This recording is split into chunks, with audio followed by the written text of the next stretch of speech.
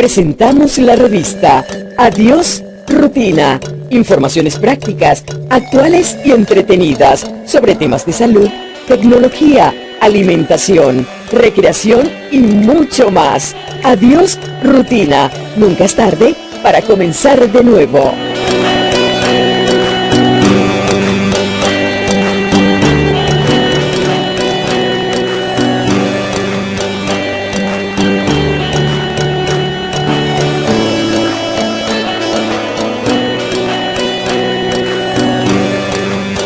Hola, buenos días a todos los oyentes que están aquí en Radio Hogar. Les saluda su doctora Zoila Salas, hoy en ausencia de la licenciada Roquever, que se complica un poquito, pero de todas maneras le damos la bienvenida a esta nueva edición del programa Adiós Rutina, un espacio donde vamos a hablar de salud, de bienestar, de estilo de vida, con el objetivo de ayudarlos para que puedan hacer pequeños cambios en su rutina diaria y puedan transformar su vida, su salud y también la felicidad. Muchas veces nosotros pensamos que para estar sanos necesitamos grandes cambios, pero recuérdense que generalmente las grandes transformaciones empiezan con decisiones pequeñas, pero muy constantes. Por eso es muy importante que ustedes vayan haciendo estos cambios y vayan rompiendo la rutina. Hoy nos va a acompañar vía Zoom nuestra licenciada Ivana Arrocha, a la cual le vamos a dar la bienvenida. Licenciada, buen día estar aquí en este programa. Buenos días, muchas gracias por la invitación, Zoila. Chévere. Bueno, nuestra licenciada es graduada de Psicología, egresada en la Universidad de Panamá, con especialidad en terapia y psicoterapia en adolescentes y niños. Además, tiene mucha experiencia en todo lo que es la atención de Psicoterapia Sin Fronteras y trabaja en la Fundación Unidos por la Niñez, que justamente se ocupa de uno de los temas que vamos a hablar hoy, que es la prevención y orientación y tratamiento del niño que ha sufrido algún tipo de abuso sexual. El tema justamente que vamos a trabajar hoy va a ser ese, de el abuso sexual infantil. No grita, pero nosotros tenemos que tener saber cuáles son esos síntomas o esas alarmas que nos pueden hacer ponernos de una vez a aprender a detectar este problema de abuso sexual infantil.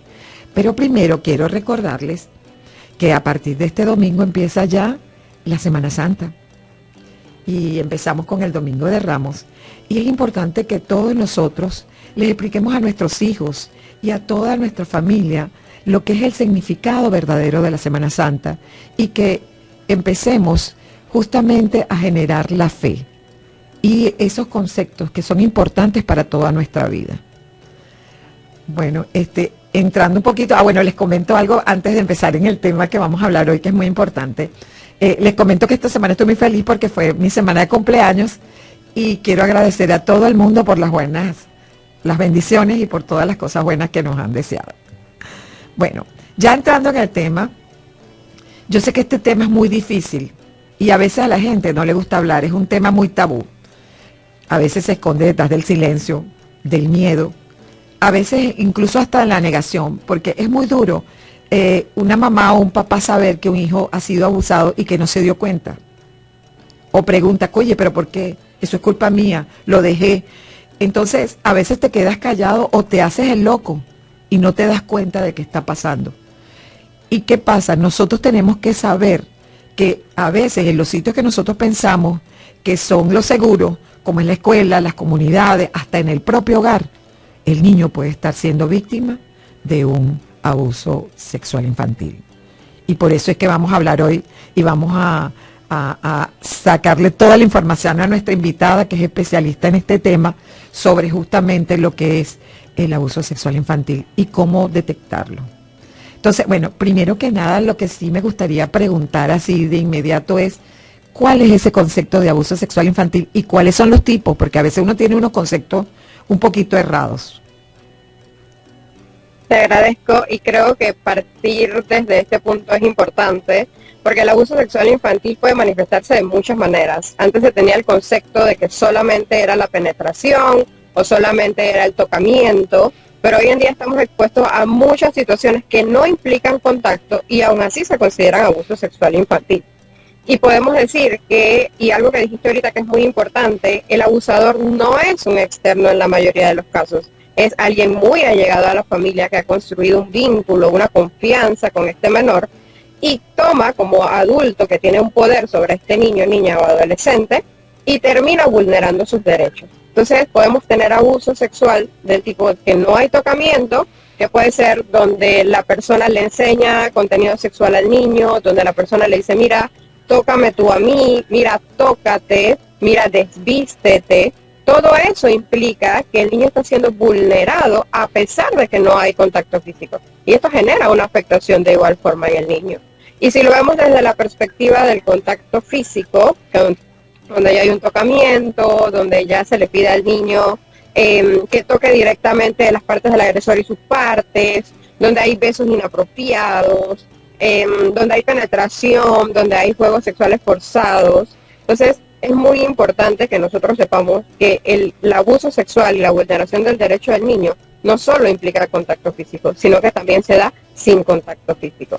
Y es muy importante este punto en la actualidad por el tema de las redes sociales. Hay que tenerlo muy en cuenta. Sí, porque también estaba pensando en eso, porque si en un caso de alguna persona que esté en contacto con un niño, porque tú sabes que pasa mucho que por WhatsApp o por las redes, los juegos mismos que hay ahorita, que son como unas trampajaulas, ¿no?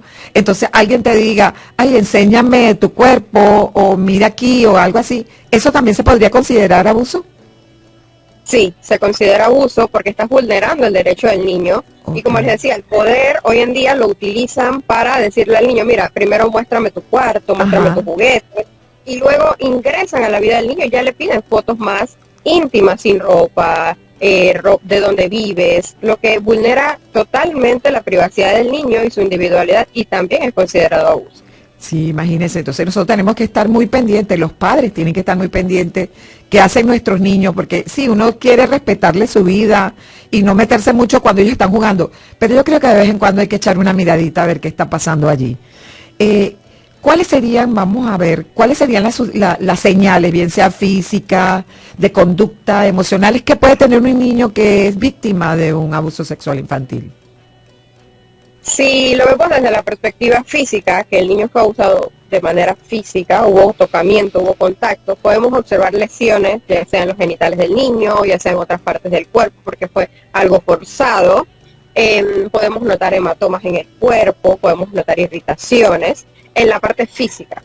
Pero a nivel psicológico hay muchas consecuencias que podemos notar nosotros como observadores, y allí es donde yo hago el llamado a que como padres siempre estemos muy observadores de cómo es mi hijo normalmente y cuándo se puede estar presentando un cambio que me indique a mí en ese momento que yo tengo que hacer una averiguación, una indagación.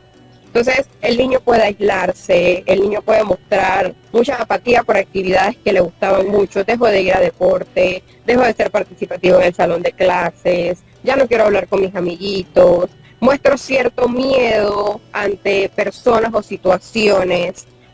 Y esto causa también en el niño trastornos de sueño, se muestra un niño muy cansado, muy desanimado. Entonces, no solamente son las consecuencias físicas lo que podemos ir notando nosotros, sino también estas consecuencias psicológicas. Y allí es importante que como padres siempre mantengamos un canal abierto de comunicación para permitir a ese niño tener esa ventana de pedir ayuda. Una cosa, por lo menos en el caso de los niños que pueden ser muy agresivos sin ninguna necesidad, o sea, que de repente cambiaron, eran muy buenos y ahora son agresivos, ¿eso pudiera darte información de que pudiera estar siendo víctima del abuso? Correcto, y es importante que hagamos las averiguaciones y hablemos con los niños de qué puede estar pasando, ¿sí? Porque el niño que estaba muy tranquilo, y por eso decía, el niño normalmente cómo es, ¿y qué cambio vemos? Y de repente comienza a gritarme, comienza a estar muy vulnerable en el sentido de que cualquier cosa lo irrita, puede ser una señal que me indique a mí que algo está pasando con ese niño. Y es allí donde yo tengo que entrar a preguntar y a ver qué está pasando en tu vida, qué ha cambiado. Y por eso es importante el canal de comunicación. Ajá, mira, una de las cosas que también hemos visto en algunos casos, cuando hemos hecho los voluntariados, pues yo he estado formando parte de estos grupos, es que las maestras nos dicen que los niños tienen como situaciones en las cuales empiezan a tocar a otros niños o a ponerse en posiciones extrañas. Eso también forma parte de o sea, una alerta que puede ser, porque la gente se molesta, los aísla, pero no terminan de ver qué pasa más allá. Eso también forma parte. Correcto, es muy importante este punto porque los niños imitan lo que han normalizado.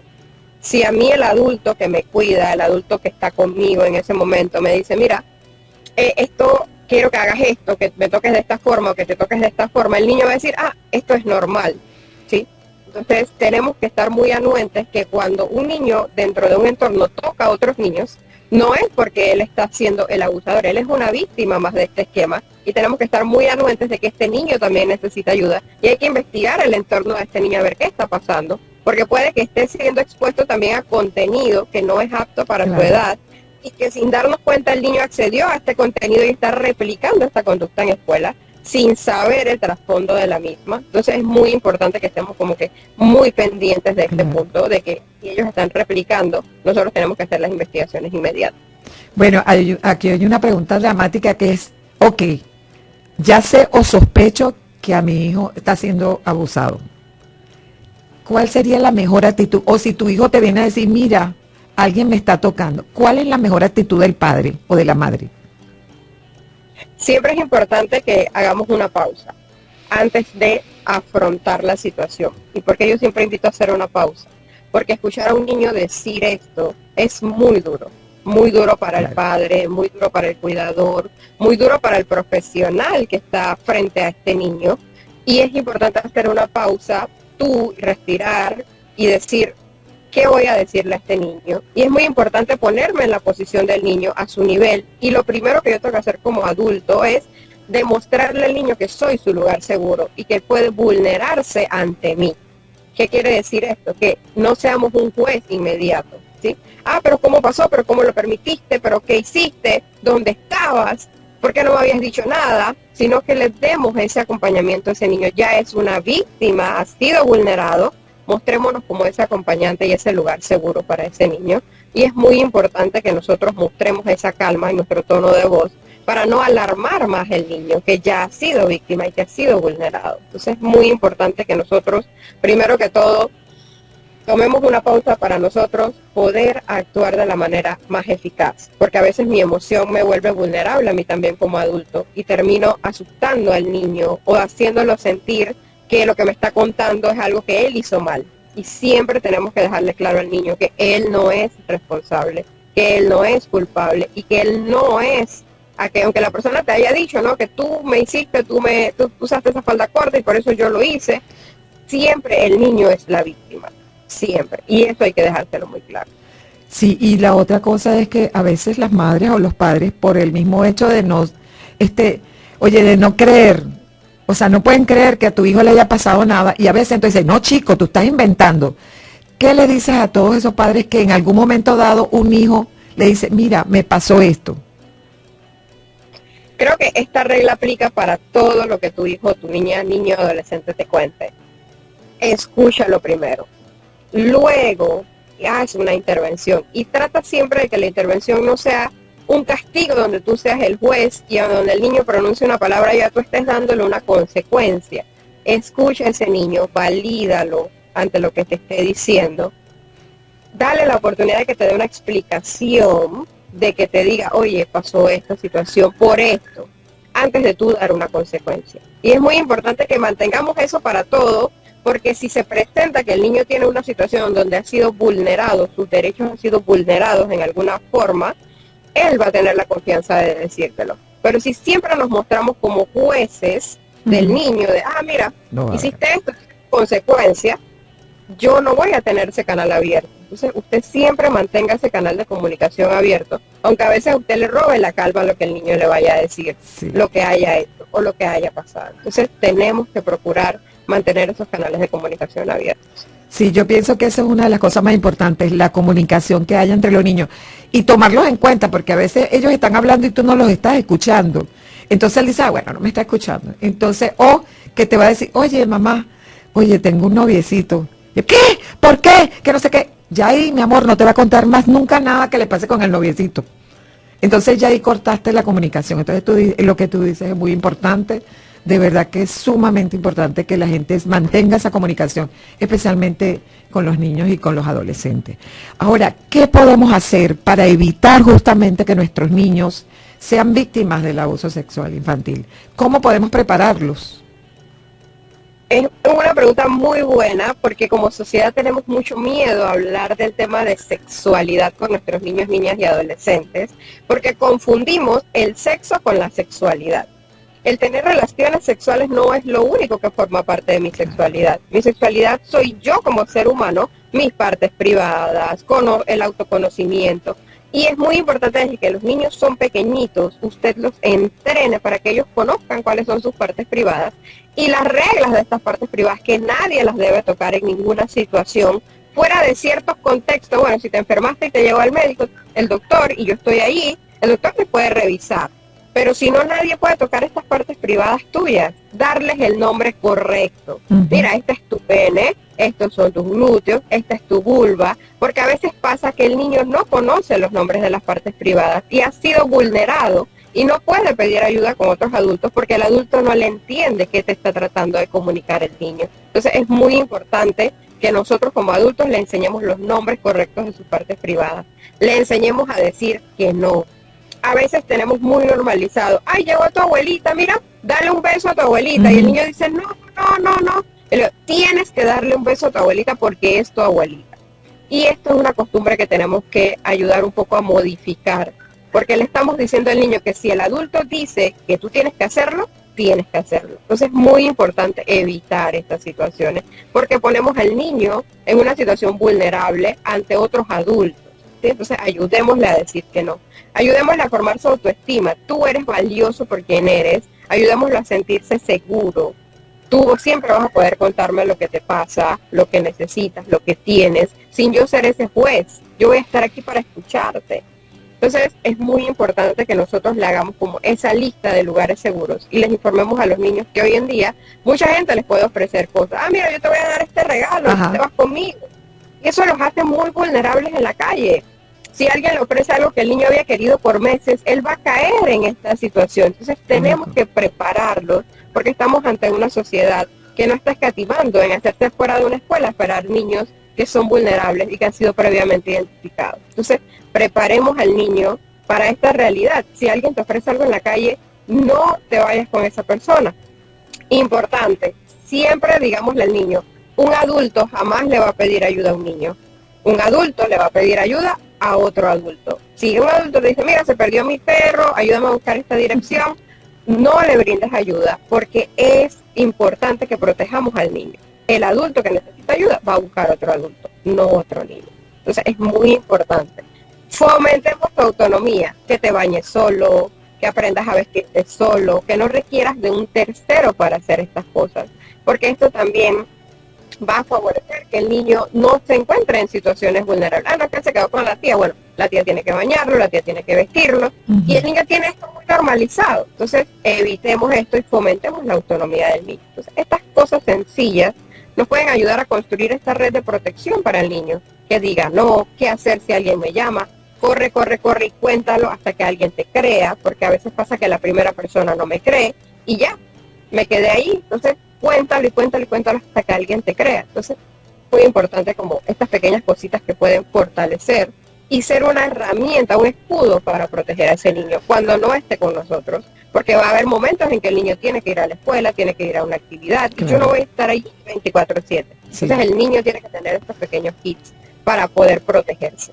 Ok, y en caso de que ya sepas o detectes que hay un abuso o ya una sospecha muy importante, ¿cuáles serían los pasos, además de haber escuchado al niño, cuáles serían los pasos que debería dar el padre o el adulto que lo va a proteger?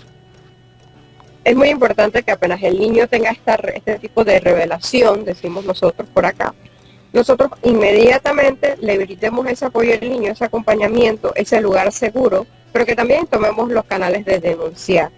Porque se dice que cuando la víctima, el abuso se da en un entorno de casa, solamente el 5% denuncia. Porque, no, pero es que es el tío, el primo, y se quedan callados. Y estamos dándole a ese agresor la oportunidad de tener nuevas víctimas. Entonces es muy importante que denunciemos. Aquí en Panamá tenemos el canal del 311 que nos permite una orientación previa. Si usted no sabe qué lugar le queda cerca a usted, usted puede marcar este número y ellos le van a dar esta orientación. Igual el 104, que es directamente con la policía, que también ellos le van a brindar este acompañamiento y esta orientación de a dónde vas a ir a poner tu denuncia. Tenemos la sección de familia del Ministerio Público, donde tú tienes que localizar la que esté más cerca de tu área e ir a poner tu denuncia, porque es muy importante que recordemos que nosotros cuando nos enteramos de esta situación y nos denunciamos, nos volvemos cómplices de que esta situación se siga dando y se haya dado.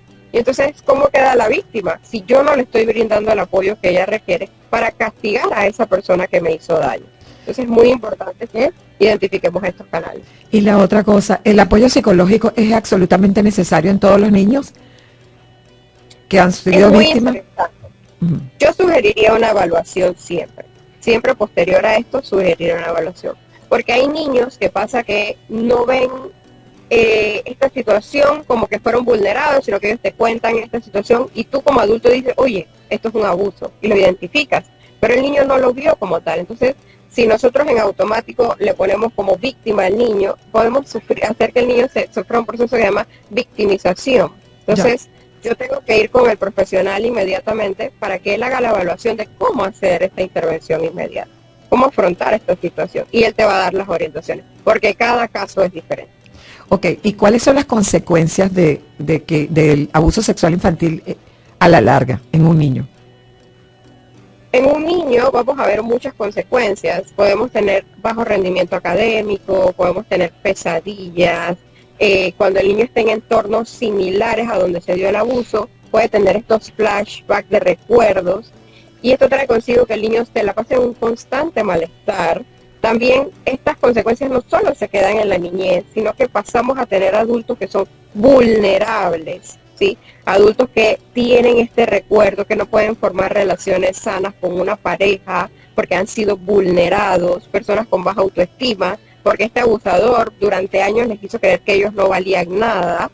Entonces, es muy importante que hagamos intervenciones eficaces. Inmediatamente nos damos cuenta y siempre le demos la oportunidad a esta persona de decir, sabes, me pasó esto, y creerle, ¿sí? Aunque a veces no tengamos la oportunidad de explorar en ese momento, valide a la persona y escúchelo y bríndele ese confort de que usted va a estar allí para ayudarle y para acompañarle.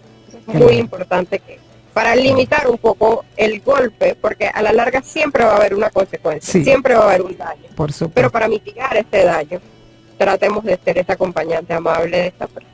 Sí, fíjate, bueno, el tiempo se nos va a millón, esto está, bueno, el tema es muy amplio, por supuesto, pero necesitamos entonces que nos dé usted unas recomendaciones finales para los oyentes y que puedan tenerlas para que les sirvan de orientación. Importante, no esperes a la adolescencia para hablar de partes privadas con tus hijos. Tus hijos necesitan conocerse y saber qué hacer y cuáles son sus partes privadas desde que son pequeñitos, porque son vulnerables. Es muy importante que mantengas abiertas estas líneas de comunicación. Escucha a tus hijos y valídalos antes de poner una consecuencia, para saber qué pasó en completo. Tómate el tiempo para regularte y aprende a regular tus emociones antes de poner una consecuencia. Y siempre es importante escuchar al niño. Siempre. Recuérdale que es vulnerable y qué situaciones lo pueden poner en riesgo. Enseñarle esto es una forma de proteger a los niños. Oye, muchísimas gracias de verdad por toda esta información tan importante. Ojalá pudiéramos hablar más sobre los temas en muchas partes, tanto en las comunidades como en las escuelas, como en todos los lugares, para que todo el mundo tenga conciencia de lo que estamos viviendo, que es un problema real que está afectando a todos los niños en los diferentes niveles y clases sociales, porque no solamente se da en las clases más bajas. Bueno, hemos llegado al final de nuestro programa. Les agradezco muchísimo a usted, licenciada, y a todos ustedes que nos han oído hasta ahora. Queremos recordarles que, por supuesto, nunca es tarde para cambiar la mentalidad, cambiar la forma de procesar las cosas y también de cuidarse y de cuidar a nuestra familia. Así es que les decimos muchas gracias a todos. Los esperamos para un próximo programa. Así que tengan Muy buen día. Hasta luego.